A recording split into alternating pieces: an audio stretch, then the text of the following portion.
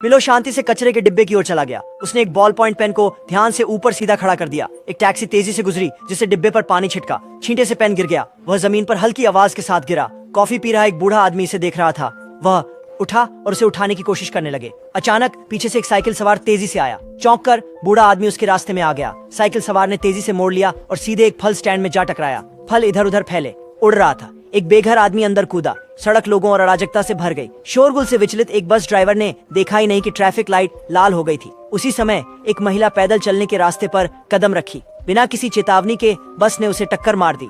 ये एक दुखद दुर्घटना लग रही थी, लेकिन यह नहीं था। ये सब मिलो की मास्टर प्लान का हिस्सा था। उसने हर चाल, हर परिवर्तनशीलता, यहाँ तक कि सबसे छोटे प्रतिक्रिया को भी माप लिया था। एक साधारण पेन ने घटनाओं की एक श्रृंखला शुरू की, जो बिना किसी अपराध के निशान की हत्या करना। एजेंट्स आ गए। गवाहों से बात करने के बाद उन्होंने सोचा कि यह एक भयानक दुर्घटना थी, लेकिन लिंकन ने कुछ अजीब देखा। माइलो द्वारा इस्तेमाल किया गया बॉल पॉइंट पेन उसकी नजर में आया। यह वही तरह का पेन था जो कुछ दिन पहले एक और ट्रैफिक दुर्घटना में मिला था।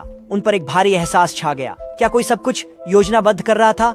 यह 27 पैदल यात्रियों, 22 कारों, 4 ट्रकों और 2 बसों के साथ एक और दुर्घटना को अंजाम देने के लिए 120 चर की गणना करनी पड़ी।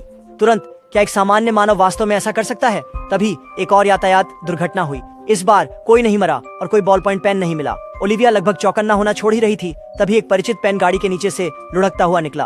उसकी प्रवृत्ति ने संकेत दिया कि मास्टरमाइंड अभी भी काम कर रहा था। उसने सड़कों का मुआयना किया और फुटब्रिज पर एक संदिग्ध आकृति को देखा। दूर एक और दुर्घटना हुई। ओलिविया तेजी से ऊपर की ओर दौड़ी। पुल माइलो समझते हुए कि वह बेनकाब हो गया था, एक साइकिल पकड़ी और उसे नीचे सड़क पर फेंक दिया। वह अपनी जेबों में हाथ डाले वहीं खड़ा रहा, बिल्कुल बेफिक्र। ओलिविया ने उसे गिरफ्तार करने के लिए बढ़ी, लेकिन मिलो ने साइड में देखा और बिना किसी झिझक के पुल से कूद गया। ठीक एक ट्रक के नीचे जो गिरी हुई साइकिल के कारण रास्ता बदल चुका था ने उसे पकड़ा।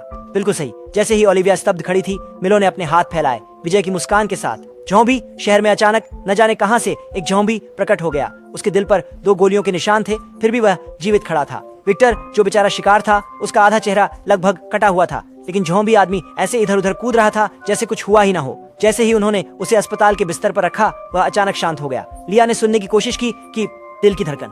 अचानक उस आदमी की आंखें खुल गईं। उसने लिया को पकड़ लिया और उसकी गर्दन में अपने दांत डुबो दिए। लिया दर्द में चिल्लाई।